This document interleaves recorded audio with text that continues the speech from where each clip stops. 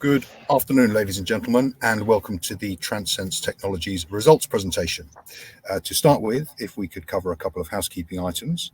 Before we begin, we would like to submit the following poll, which you will see on your screens.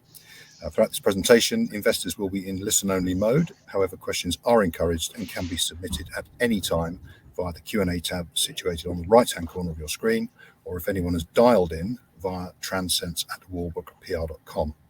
The company may not be in a position to answer every question it receives during the meeting itself. However, the company will review all questions submitted today and publish responses where appropriate. These will be available via your Investor Meet Company dashboard. Finally, we would like to remind you that this presentation is being recorded. I would now like to hand you over to Executive Chairman Nigel Rogers, Chief Financial Officer Melvin Siegel, and Ryan Morn, Business Development Director. Thank you very much, Tom, and hello everybody, and thank you for joining us this afternoon for our interim results presentation. Good to see a good attendance again. I'm sure we've got plenty of people who've met the company before on board, and it'll be good to give you an update. But we're also, I think, probably going to be speaking to some people for the first time. There may be parts of the presentation that go a bit quickly. If you're not familiar with the company, then you'll find more information in the appendices, and we'll be very happy to take questions or take an opportunity to meet you offline at some point in the future if you need more details. I'm going to start today's presentation with an overview, and then I'll pass to Melvin, who's going to take us through the financial update for the first half of our financial year.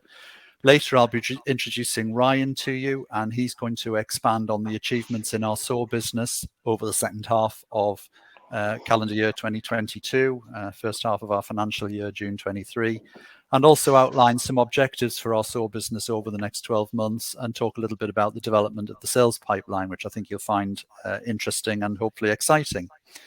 After Ryan, you'll come back to me. I'm going to talk a little bit about capital allocation in the business and distribution policy, and then I'm going to close with an update on current trading and the outlook for the business.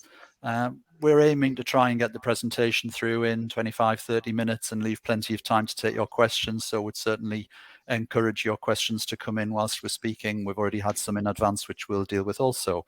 So once again, thank you. We're going to turn cameras off while we're presenting, but we'll have them back on for the Q&A at the end. Next slide, thanks. So first of all, just an overview of what we're going to be talking about during the session. First of all, Melvin will be taking us through a financial summary, and I think what you'll find from that is another pleasing set of figures. We're certainly happy with the performance of the business in the first half of our financial year. We've seen strong revenue growth. We're trading in line with our expectations, and I think in terms of both P&L and cash generation, a good set of results. Just going to pause 1 second. Guys, could you just mute your microphones whilst I'm speaking, and then I'll do the same otherwise, because there's a little bit of background noise there. Thank you. Turning to the iTrack royalty income stream, then we're going to be talking about reasons why its growth rate has been slightly more subdued during the calendar year 2020-2022. But we'll expand on the reasons why that's happened and why we're confident of a return to a stronger growth rate in 2023. So that's not giving us any causes for concern. Then we're going to turn to the Translogik probe business, where we're building really good momentum in sales, and the outlook for the rest of the year is looking very good and thereafter. So I've got some positive things to say about that. And then within our SAW business, some real tangible signs of traction now. Revenues come from a small base, but it's doubled during the period. Pipeline activity's grown very rapidly in business development. We're seeing some real traction in the business, but especially in aerospace and across really all of our 4 key target markets. So we'll have some interesting things to tell you about there. All of the indicators in that business going in the right direction. Also, I think, interestingly and importantly, it'll be good to hear from Ryan on external verification of using SAW torque data to increase power availability and efficiency in electric drive systems. And I think electrification and the whole ESG agenda is obviously very topical for investors in our company, but also in all of our customers' companies. And it'll be interesting to hear how torque sensing is being used to improve efficiency and electrification. So that's an overview of what we're going to be talking about. I'll now pass over to Melvin, if I may, and he will start to take you through the figures. Thank you, Nigel. The financial highlights for the first half of the financial year 23, the revenue for the period are up 37% on the comparable period, and the profit before tax and earnings per share have increased by well over threefold. It's also worth noting that the FY23 half year profit before tax is nearly equal to the whole of last year's profit before tax. What makes these results even more impressive is they've been achieved in a backdrop of global economic gloom and component shortages in the electronics market. The cash balance at the period end dropped, but this is due to a planned investment in working capital, in particular, a build-up of TransLogic inventory in response to a strong pipeline of future sales. In addition to this, we had exceptionally high debtors at the period end as a result of two very strong sales months in November and December. As I've mentioned in the past, reporting dates in June and December will generally represent a low point for cash. The post-period end receipt of the quarterly royalty and coupled with the trade debtor receipt has resulted in the latest balance as at the close on Friday being 1.28 million. Just to clarify a point I noticed on the bulletin board, someone referred to whether that was net. If we refer to the cash balance, they are always net because we have no borrowings, so it's exactly the same. With regards to treasury shares, we continued our investment up to the AGM, with the total sum invested now standing at 450,000, and that's at an average price of just over 75p. Finally, as you'd expect with increased profitability, the distributable reserves have increased and now stand at 1.45 million. And Nigel will discuss later the question of dividend versus share buyback. Next slide, please. Now looking at the segmental analysis, this slide gives a more granular view of the performance of our three business sectors. The growth in revenues in all segments can be seen clearly. iTrack up 48%, TransLogic up 11%. Incidentally, the GP level, it was up 16%, and SAW's revenues have doubled. The profit before tax contribution has increased at a similar rate for both iTrack and TransLogic. Looking at the SAW number, I need to go back to June 2020 when the board decided, post the Bridgestone deal, to use some of the future profitability to invest in a controlled manner in the SAW business. I believe the successes we have achieved thus far, Nigel and Ryan will obviously cover that later in the presentation, certainly support this decision. The increase in the H1 negative contribution of SAW is on the whole down to additional headcount and some duplication in salary costs during the course of the handover from Victor Callanin to Andy Bullock as Chief Technical Officer. Victor stepped down on the 31st of December, and at this point I'd like to say on behalf of the board, thank him for his contribution to TRANSENSE for many, many years. Victor has made himself available in a consultancy capacity going forward. We expect to see a reduction in the negative SAW contribution in the second 6 months as a result of reduced costs from the duplicated salaries and continuing increased revenues. The initial milestone for SAW business segment remains the achievement of break even, and we are certainly moving in the right direction to achieve this first milestone. The increase in central overheads is principally down to FX costs in the half year, plus there was also increased costs relating to the TDAP project we were involved in, and with the skies now open again, travel costs have increased with us visiting some of our global customers and attending exhibitions. Can we move to the next slide, please? This is the financial dashboard. The pattern of growth I've already referred to is now shown graphically on this page. We are 2.5 years post the Bridgestone deal and have published 5 sets of results, including the interims. Our track record in this period is one of consistent growth and achieving or exceeding market expectations. Looking at the revenue by segment, the market expectation for FY23 is revenues to be around 3.5 million, which will yet be another important milestone for our business. What is significant for the future is that the revenues generated by both SAW and TransLogic combined continue to represent a significant proportion of those total business revenues. Again, the PBT has shown strong upward trend, and in this respect, the market number of 1.1 million remains our target for this year. Earnings per share is based on post-tax profits, and the increase follows the profit trend, but is also enhanced by a deferred tax credit, which will increase as forecast future profits increase until we utilise the historic tax losses, which currently stand at approximately 23 million. The projected earnings per share, by the way, is 9p per share. The cash balance remains steady, supporting our assertion that all increased spending on SOAR is carried out in a controlled fashion. Finally, I should mention, it's not on the slide, but the FX hedging transaction relating to the future H2 royalty receipts was at a rate of 1.17, and at the latest exchange rate of 1.21, this would result in a credit which would reverse the FX charge incurred in H1. I'll now pass back to Nigel. Thank you.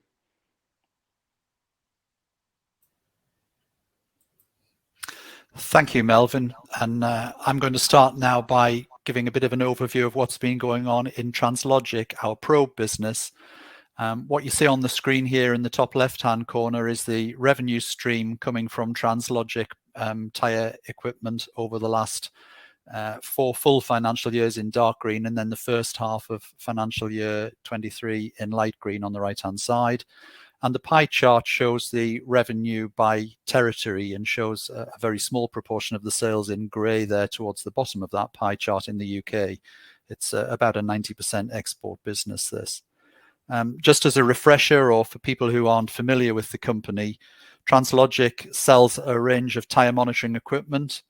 Just to recap, we launched the TLGX range in FY20 shortly after the Bridgestone deal, and that's used to measure tread depth from a basic model of TLGX1 up to a much more complex TLGX4, which measures tread depth, remote pressure from tyre sensors and RFID identification tags, and it transmits that data via Bluetooth to a fleet management system for a large fleet user, typically bus and truck. The benefits of this technology are that it provides improved safety, it vastly increases throughput in the tyre bay and a great deal more efficiency for the tyre bay operators, but also can be used to extend tyre life and fuel usage. Within this business, we've seen double-digit revenue growth against the first half of FY22, and in fact, the comparative period itself was pretty strong because that was at the time of the changeover from the TLG range to the TLGX range. And so the first half of last year was actually particularly strong, and yet we've done double-digit revenue growth over it. And you'll see there from the chart that actually the half-year revenue in the right-hand side of that chart more or less matches FY20. So the revenues have pretty much doubled over the last 3 years in this business, and we think there's still plenty of room to improve them further. We're also seeing an increase in gross margins in the business from 54% of sales to 57% of sales.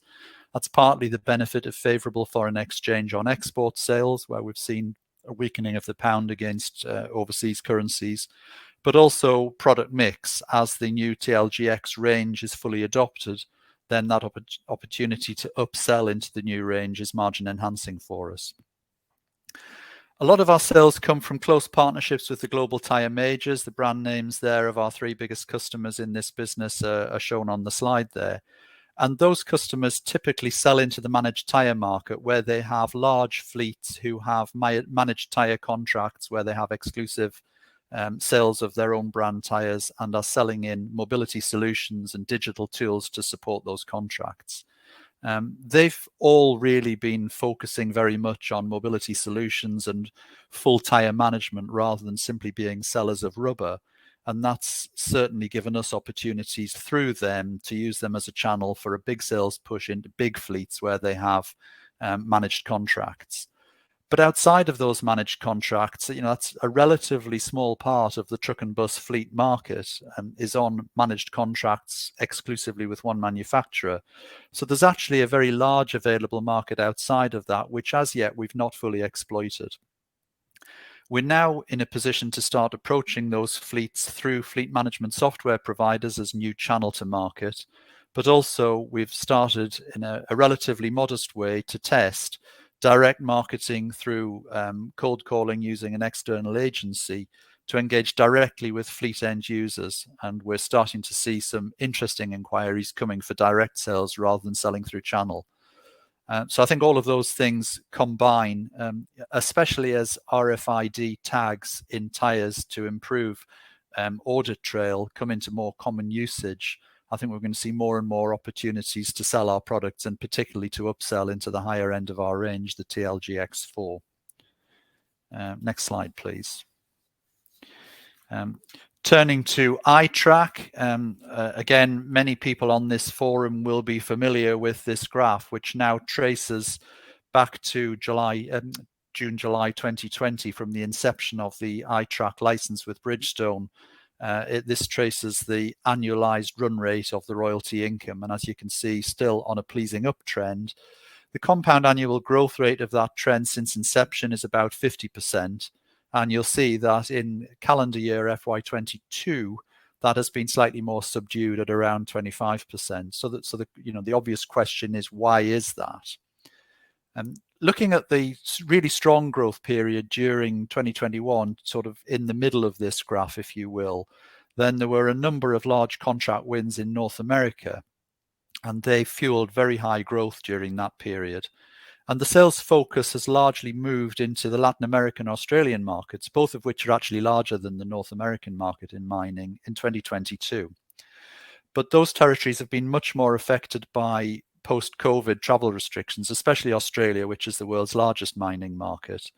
And also within Australia, Bridgestone have been integrating the Otraco acquisition, which was a large tyre service provider business bought by Bridgestone in the early part of 2022. And that integration has taken some time before they can push that through into a sales push into Australian mines. So 2022 has actually been characterized by very high activity in terms of converting trials, which are obviously relatively low volume test markets. And some of those trials have been competitive against other systems. And so that's actually served to slow down the conversion rate into high volume royalty on full contracts. However, those trials have gone very well and they've met with success. Particularly late in the year, there was 2 major trials converted, which are both very large mines. And those new business wins are now in implementation phase, and they give us every confidence that we'll return to a higher growth rate on royalty income during 2023. So I think the next time you see this graph in 6 months' time, you can expect to see the slope of the graph moving in an upward direction more dramatically. Next slide, please. Again, those listening and watching will probably have seen this slide before from the last presentation 6 months ago, or for those seeing it for the first time, I'll just describe it. In the middle there are really the key drivers, the key market drivers that are the characteristics that we have looked at as a means of selecting target market sectors for our surface acoustic wave technology. Surface acoustic wave technology, particularly in torque sensing, but also in pressure and temperature sensing, has an almost limitless scope for new applications, and it would be very easy to chase down every inquiry that we've ever received. But if they don't contain these features that they're in the middle of that wheel, for example, the ability to justify the cost of the sensor equipment, either by adding value to an end product or by saving money elsewhere in the engineering of a product, then it's not worth pursuing. And so, all of those features, which are described in more detail in Appendix 15.1 to this presentation, which you're more than happy to go and have a look at and come back to us with questions if you wish. All of these features have led us towards targeting our efforts in these 4 market sectors: aerospace, electric motors and drives, industrial machinery, which includes off-highway and robotics, and performance automotive. So I think that's enough from me on the SAW business. I'm sure you'd like to hear from the horse's mouth now about our business development activities. So I'll hand over to our business development director in this business, Ryan Morn. Thanks, Nigel. Next slide, please. So we've spent a considerable amount of time really understanding the market, and as Nigel said, looking for particular attributes, and in particular, really trying to understand where SAW can bring a benefit compared to conventional technology. We identified that those 4 key target markets for us, the focus markets, and two different kinds of opportunity within those marketplaces. The first being where torque sensing is already used, and there's a potential to deliver some sort of improvement by converting from an existing technology to SAW. And then, for example, in aerospace, there's a lot of torque sensing applications already in play, and in industrial robots. And what we're able to do now is describe what the benefit is of converting those applications across to SAW technology. And that's partly come from talking to customers who've already applied it, and from looking at the engineering in the markets themselves. The other kind of opportunity are for applications where actually it's not possible to measure torque or the force or temperature with current conventional sensing technology, and really where SAW then becomes an enabler in terms of opening up new applications in the market. And the really the key opportunity there is in the electric motors and drives space, where really there isn't another way of embedding a force, torque, and temperature sensor in the motor of in the rotor of an electric motor, other than with SAW technology, because of its performance benefits over conventional sensing. So we've spent a lot of time on that side of it. We've implemented a really a strong pipeline management process to give us clear visibility of all of the opportunities and the ability to manage them closely through from inquiry to closed business. And we've established some really clear qualification criteria for the opportunities, which Nigel alluded to before. Unlike in some businesses where you have a very flat pipeline and it's difficult to see what stage an opportunity is at, we now understand very clearly what the pipeline looks like, and we're able to effectively work with customers and help them develop their internal business case and sort of understand the time and the actions that need to happen in order to progress through into completed business. And what all this reflects in is a very strong pipeline now. So we've seen excellent growth from September last year, only in a few months, 66% growth in the pipeline of very well qualified opportunities. So these are not just any old inquiry. These are very well qualified opportunities, and we are managing carefully the progression of these through the business. So we do expect to see significant numbers of these start to convert into feasibility study, trial, NRE type projects, and then progress on into other deals. Next slide, please.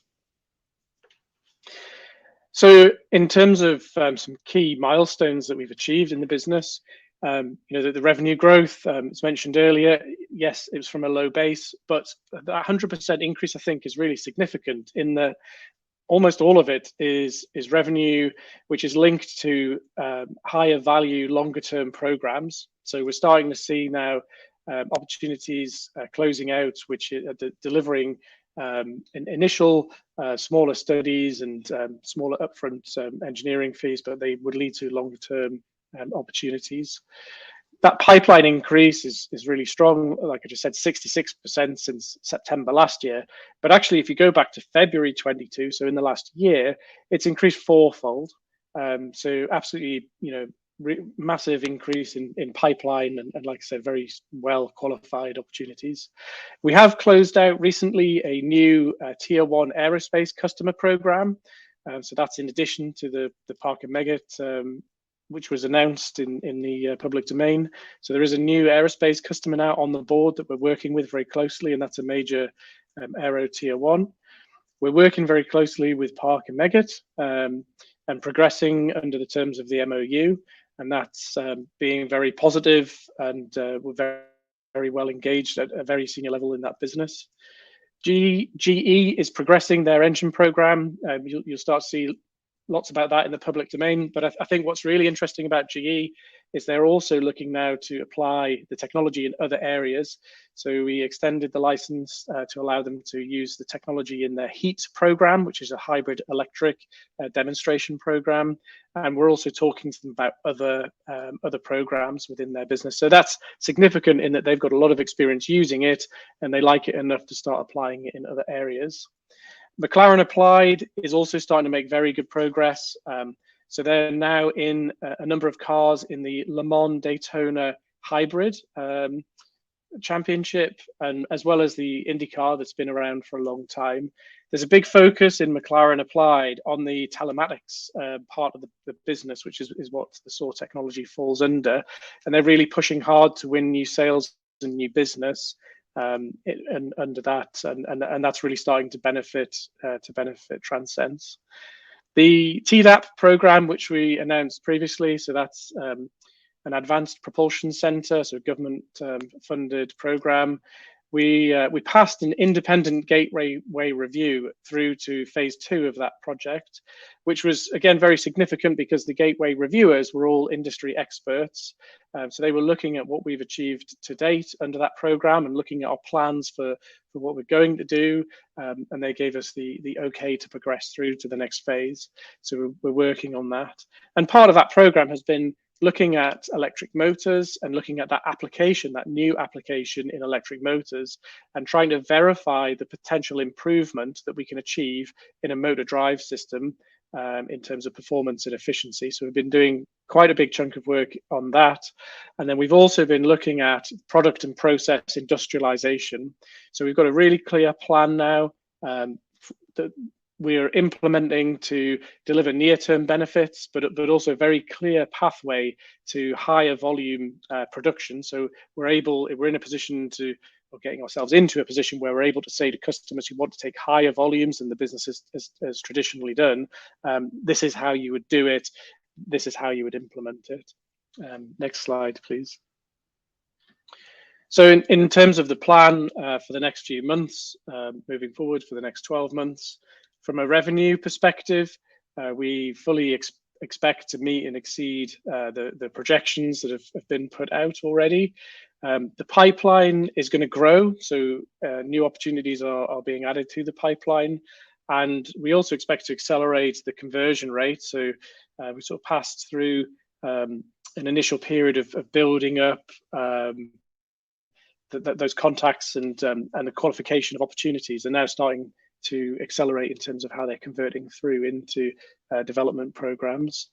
And that should lead on into licensing opportunities. We do expect to progress an aerospace license and develop some similar opportunities in some of the other key focus sectors. The TDAP program will complete during this next period. So we'll complete phase 2 and meet all of the deliverables that we've set out that we're going to achieve in that, which include looking at the electric motor control side, extending the external verification of that so that we've got some real solid simulation data that we can put in front of customers to show them the benefit of applying SOAR, and then also progress the product and process industrialization activity. We plan to complete the initial phase of the industrialization project.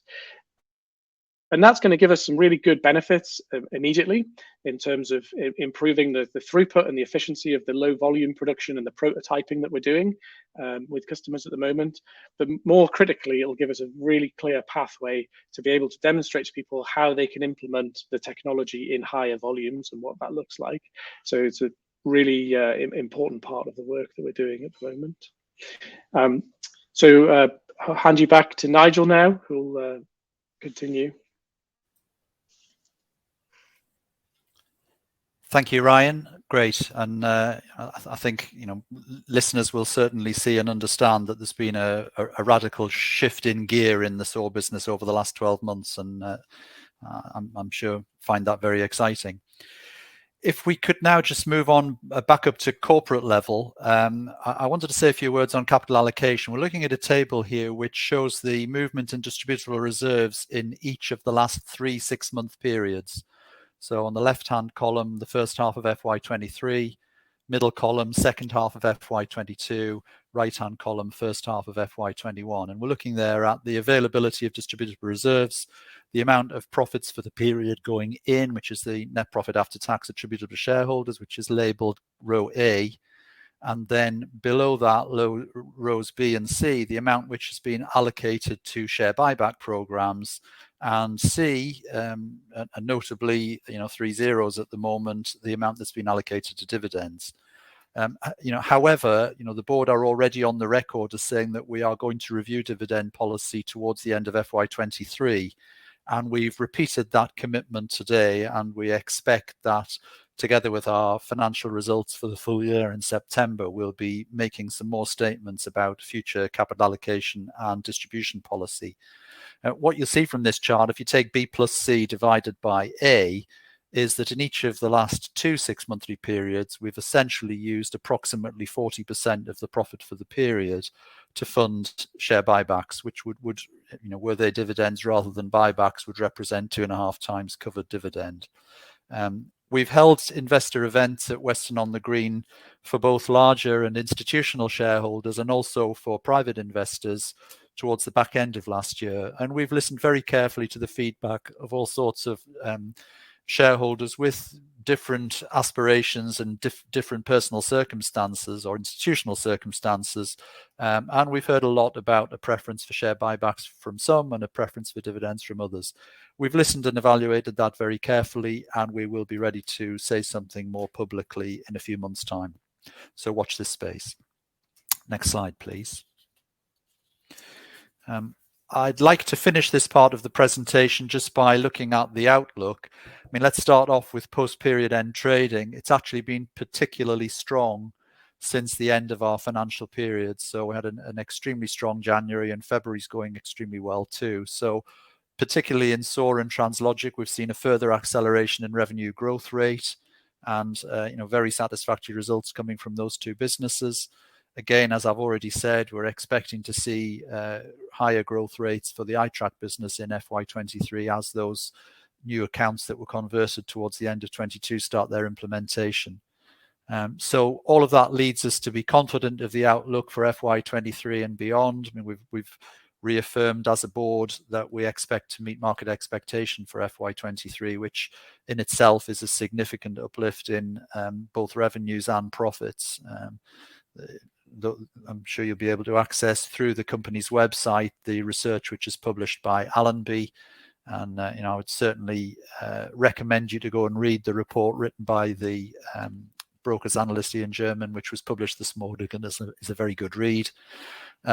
We are very encouraged by the market engagement with SAWR. I mean, Ryan's spoken a lot about how the pipeline has developed, but I think one of the things that's most encouraging for me personally is that a lot of those inquiries are now coming to us rather than being routed out from our existing networks as an outreach. We're now fielding inquiries from people who have become aware of our technology, either by word of mouth or from our social media channels and website, particularly some of the video shorts which have been produced outlining specific benefits of SAWR in our target market sectors. So we're getting a lot of very high quality, encouraging feedback from the marketplace and an increasing level of incoming inquiries. And so, yes, our SAWR business is still taking net investment. As Melvin said, we're very mindful of the cost base in that business, but we are expecting it to move towards break even. And in the meantime, I'm absolutely confident that we are building a very tangible strategic value proposition in our SAWR business, which at the moment is still underlying the surface in terms of the reporting, the reported numbers historically. But I'm very confident that we're building a very high value business there.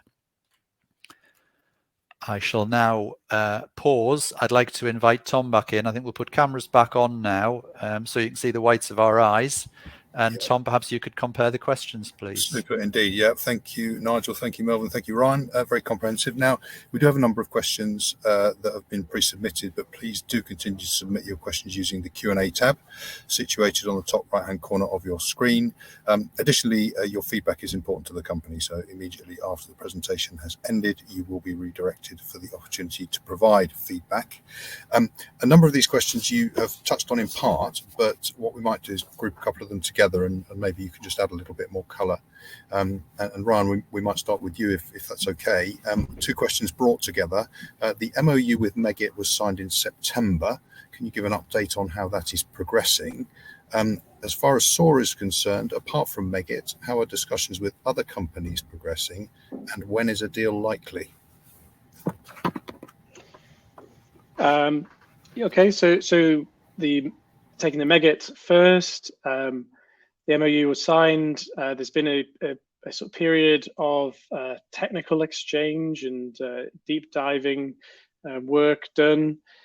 It's progressed very, very well. Obviously, can't say too much because of confidentialities on their side, but we have an incredibly high level of engagement within that business, and I think there's an exceptionally good fit for some of the things that they plan to do in the future with that business. So I think that is very, very positive.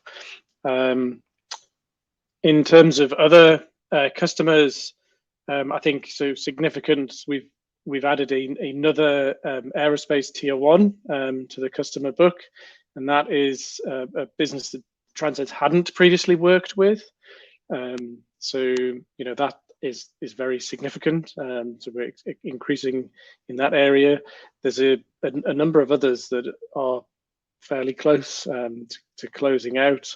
And in general, we are seeing a very strong level of engagement with customers. I think in the beginning, the TRANSENSE in the beginning for me, that is the technology was relatively unknown. Not many people had come across it before. It is a very specialist technology. So getting the message out into the market and really helping people understand what it is, what it can do, how it's different to other technologies out there has been a really key task to get people thinking about it, because a lot of engineers working in these big companies wouldn't have even heard of surface acoustic wave technology. Hasn't made it onto the engineering syllabus yet. So getting the message out there has been a really key part of what we're doing.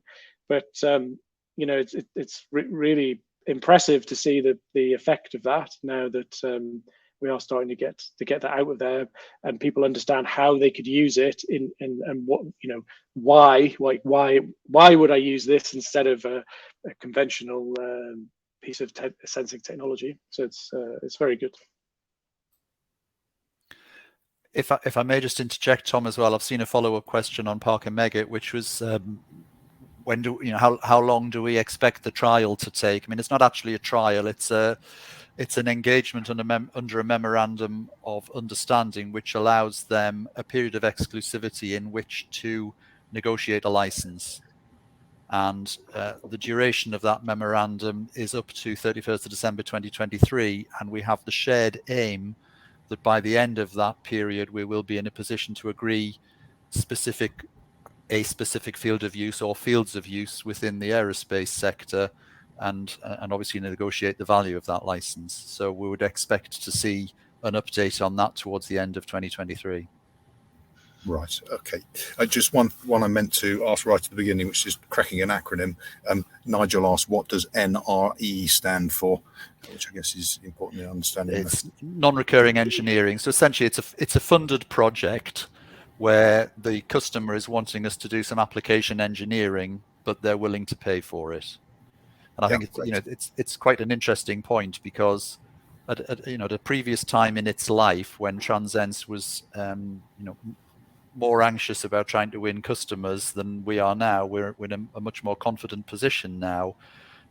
In common with many technology businesses, we would have probably done a lot of that work for nothing to try and prove the technology. Whereas now we're in a position to ask customers to pay for it, and they're willing to do so. And I think that's an indication of both our confidence in the bill, also our customers' interest in the technology. And your maturity in those relationships as well. Yeah, great. Okay, so just a quick one on Bridgestone. Bridgestone are targeting 90% of 2023 63-inch tyre revenues coming from MasterCore. If Bridgestone is successful in reaching this goal, would this be of particular benefit to the company? Yes, I think it would. I mean, there's not a direct link between MasterCore and iTrack. It's possible to run MasterCore with other TPMS systems or with no TPMS system at all. But to get the full benefits of MasterCore as a range of tyres, and for the benefit of people who aren't familiar with it, MasterCore is a tyre which can be fitted to mining trucks, which can be varied in terms of its characteristics in order to optimize it on the condition of the mine. So, for example, the ambient temperature in the mine might be one of the variables which would make you want to change the characteristics of the tyre to optimize it. And so having live tyre pressure and tyre temperature monitoring data enables you to get the maximum benefit out of master core. So whilst there's not a direct linear relationship between penetration of master core and penetration of iTrack, they are very closely linked. If I can just add, on the Bridgestone website where they advertise their master core, they also do refer to iTrack, so that the link is, they make the link as well. Yes, indeed. Great, super. Melvin, while we've got you, I'd just like to put a question or two to you from Dion, if I could. Now Dion has asked various questions. I'm not going to read them all out, but they are all in relation to adding some colour to the inventory position. Now, could you possibly just expand a little on where we find ourselves with inventory and the changes in the inventory over the course of the last little while, particularly since the announcement of the results? Yeah, absolutely. At the end of last year, we got to a point where we nearly actually ran out of inventory for the Pro business. So virtually all of the stock at the end of the year related to the SAW business. We then replenished quite quickly on the TransLogic stock, which is why the numbers jumped up quite a bit. And that reflected the pipeline that we were looking at going forward. I think, having seen some of the questions also talking about finished goods, raw materials, with regards to TransLogic, it's basically finished goods. There are a couple of occasions where we might buy raw materials where there is a shortage and we can act quicker than our manufacturer. They're not really a manufacturer, they're more an assembly business than manufacturing, but we can sometimes act quicker, and therefore we might jump in and buy some relevant raw materials. But generally, it is finished goods that we hold for the Pro business. I think I also saw there was a question whether we hold any iTrack stock. We certainly don't hold any iTrack stock. That was passed across to iTrack, obviously, when we did the deal with Bridgestone.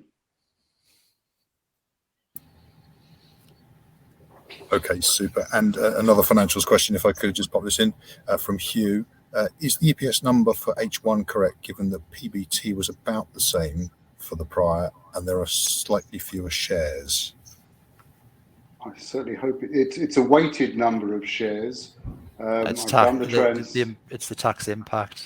The EPS is driven by profit after tax, and there was a bigger tax credit in the second half of last year than the first half of this year. Right. Okay. Super. So the PBT was the same, but the profit after tax was higher because there was a bigger tax credit. Yeah. Great. Okay. Two questions, actually. One which we've already addressed on this capital allocation. So one question was, what is the company's position on dividends? I think we've answered that. But Nigel, at the AGM in December, approval was given for £550,000 share buyback. Since then, only 60,000 shares have been bought. Why is the company reluctant to buy shares?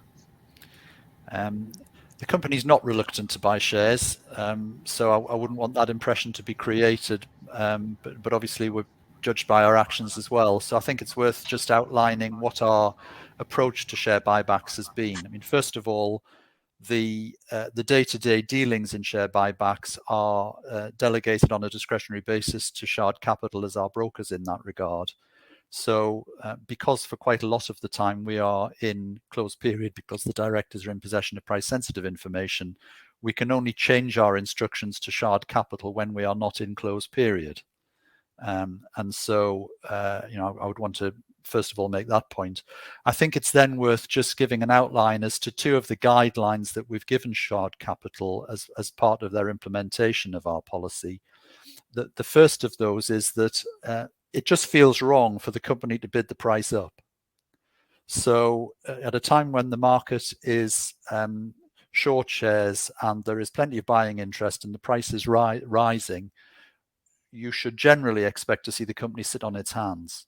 That doesn't mean always, but that, as a generalization, the company is not interested in bidding the price up. That's not our purpose.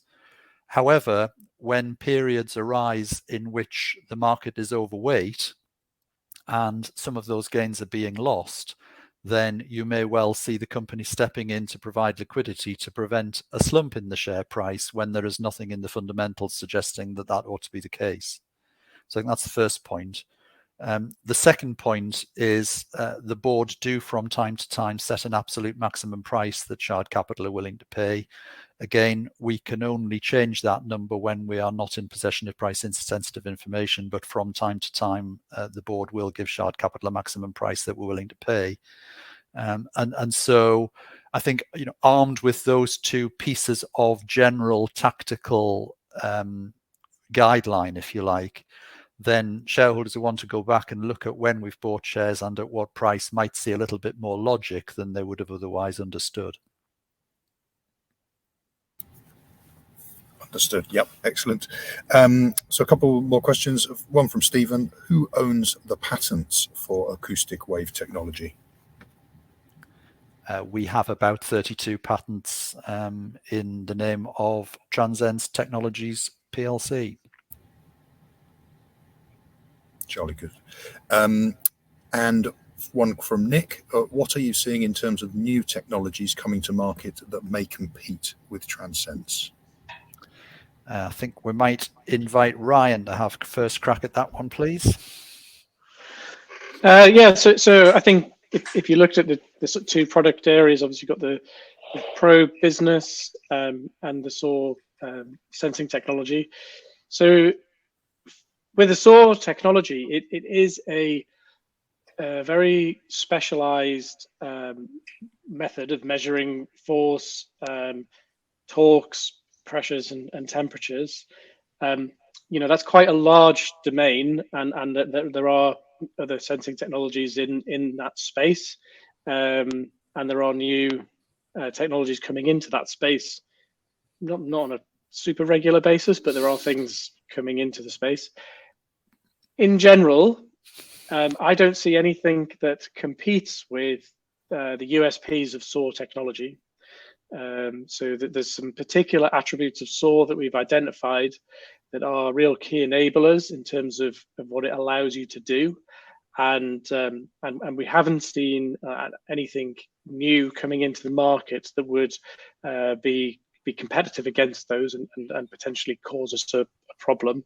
There are, of course, like I said, lots of other sensing technologies out there and that are in the market, but they have different attributes. So you use them in a different way, and I think that's something. SAW is a very special technology. It's not the sensing technology you'd use in every application, but where those particular special attributes are required, it's a very, very strong proposition. I think on the probe side, there is really, that is a unique product in the market as well. I think it leads the market in the space that it's in, and again, we don't see a competitive product coming to the market that has all the same attributes. There are much simpler tire reader products that just basically read the ID codes from the tires, but having it all incorporated into a single robust unit that can integrate with the fleet telematics system is a unique product in the market, and we don't see anything else coming through that can do that.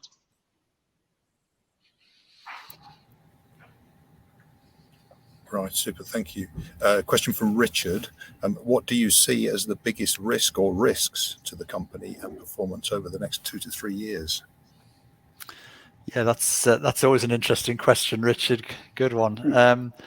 If I look at what are the things that would worry me most, I suppose we have already highlighted in these figures that if there's any one number that has, relatively speaking, disappointed compared to the others, then the slowdown in the delivery of new installations on iTrack, which is something that we only have passive control of rather than active control of the other two businesses, is perhaps one of the softer spots in our numbers, but we have every reason to believe that that'll return to high growth. So it doesn't worry me unnecessarily.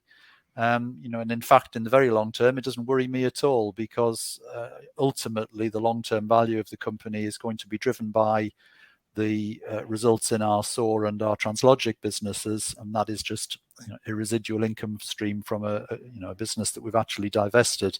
So the overall value that we achieve for that business over the 10-year period will be what it will be. What else worries me? Well, I would have loved to have had the SAW business back to break even by now. It does involve, developing a business like this does involve adding cost, and in doing so, recognise that it's difficult to generate short-term revenue. So the business is still loss-making, and that's not part of my DNA. And so, I suppose a risk to the business would be a continuation of those losses without being able to convert the very high level of inquiries that we have into a very high level of revenue to justify the money that we've spent. Again, not an undue worry, but I guess if you were looking for risks to the business, then that would be one of them. I mean, I think it's also worth saying, that there have been enormous risks to the business over the last 3 years, like a global pandemic, very volatile foreign exchange rates, a dramatic shortage of electronic components, difficulties in recruiting and retaining high quality staff across engineering business as a result of Brexit. There have been 1,000,001 things to worry about over the last 3 years, and our record speaks for itself in terms of how the business has been able to ride those risks. And I think we have an extremely resilient business model. Yeah. Okay, and I guess evidence of that is in part. I mean, James asked a question 12 months ago on this forum. Nigel said about SAW, I'll be disappointed if we don't announce at least one breakthrough transaction in 22. Was this achieved, and how many years is SAW from break even realistically? Yeah. Yes, it was achieved. I mean, I think the relationship that we have now been able to talk about openly with Parker Meggitt offers an extremely exciting prospect for the company. I think there's a very strong likelihood that we'll be able to bring that partnership more closely together and consummate it, if you like. If we're engaged now, I think there's a decent chance that we'll be able to turn that into a very robust long-term income stream for the business. But if we can't, we have a lot of other very interesting and exciting opportunities in aerospace, and it's partly within our control to be able to determine the value that we place on our exposure in the aerospace sector as part of those conversations. But we've established an extremely warm personal relationship with people at a very senior level within Parker Meggitt, and we have a shared aim of bringing this technology to the aerospace market in a very effective way with the credibility and the muscle and the engineering skill of a $36 billion market capitalization business. So would I have been happy with that a year ago as being my breakthrough deal for 2022? Hell yes, pardon my language. I think, leading to the second part of the company, the question, I beg your pardon, when will the SAW business break even?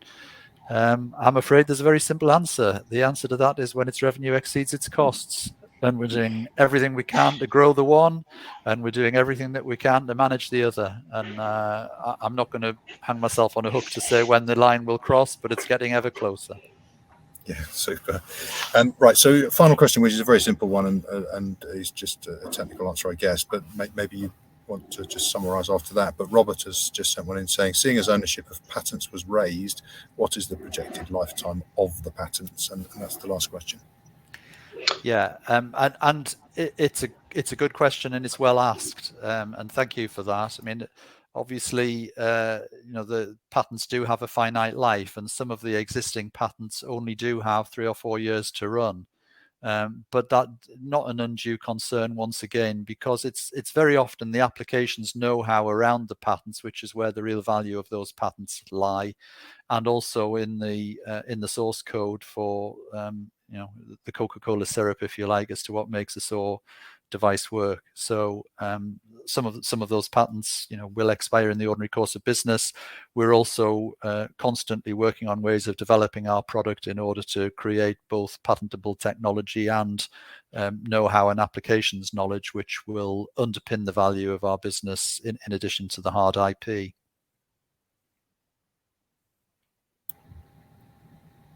Okay, super. I think we're there. So if you'd like to give a brief summary, then we've got time for that. Alternatively, we can move to close. Yeah, I mean, I think I've sort of summarised the presentation at the start of the Q&A. So I think, you know, all it remains for me to do is just to thank everybody once again for listening. I hope you found it interesting and you've got what you want. Particularly to people whose questions we couldn't answer more fully, and I'm thinking particularly of one or two of Dion's questions on the financials. Dion, feel free to engage with us directly and we'll give you a more detailed response if that's required. But meanwhile, thanks everybody for taking part, and we look forward to seeing you next time. Yeah, super. Great. That is great. Thank you, Nigel. Thank you, Melvin. Thank you, Ryan. Thank you. Ryan, I hope you enjoyed your first experience. Could I ask investors not to close this session, as you'll now be automatically redirected for the opportunity to provide your feedback. If anyone has further questions, and Nigel has obviously mentioned a couple there, or would like additional information on TRANSENSE technologies, please do get in touch via transense@walbrookpr.com. Many thanks for attending today's presentation.